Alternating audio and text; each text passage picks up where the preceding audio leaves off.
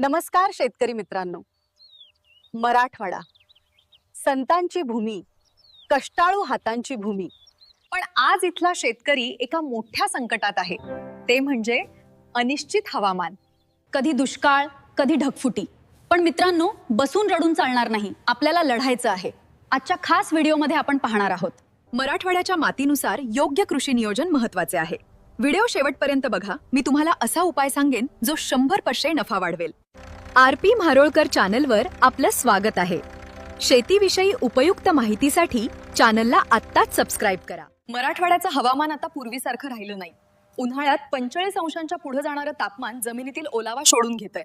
आणि पाऊस तो तर आता पाहुण्यासारखा झालाय. कधी येतो तर धुवाधार, नाहीतर गायब. अशा वेळी जुन्या पद्धती सोडून स्मार्ट फार्मिंगकडे वळणं ही काळाची गरज आहे. 75 ते 100 मिमी पाऊस झाल्याशिवाय बियाणं मातीत टाकू नका. केवळ कापूस किंवा सोयाबीनवर अवलंबून राहू नका. एक पीक गेलं तरी दुसरं तुम्हाला आधार देतं. आंतरपीक पद्धत वापरा. सोयाबीन सोबत किंवा कपाशी सोबत तूर आंतरपीक लावा. मराठवाड्यात पाणी कमी आहे. पाट पाणी देणं बंद करून ठिबक सिंचन सुरू करा. त्यामुळे पाणी मुळाशी दिलं जाऊन पीक टिकून उत्पन्न वाढतं.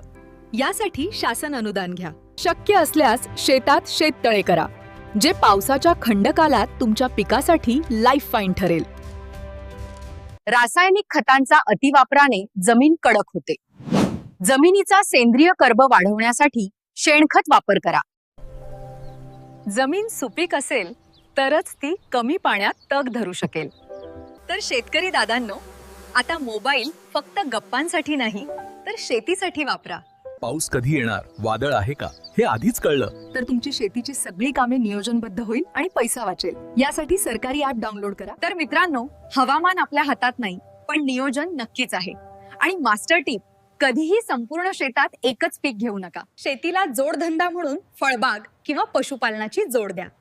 हा व्हिडिओ जास्तीत जास्त शेतकरी बांधवांपर्यंत शेअर करा, जेणेकरून आपला मराठवाडा पुन्हा एकदा हिरवागार होईल. चॅनलला सबस्क्राईब करायला विसरू नका. जय जवान, जय किसान.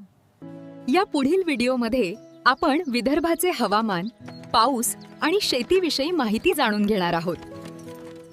हा व्हिडिओ आपल्याला आवडल्यास लाईक व शेअर करा आणि चॅनलला सबस्क्राईब करायला विसरू नका.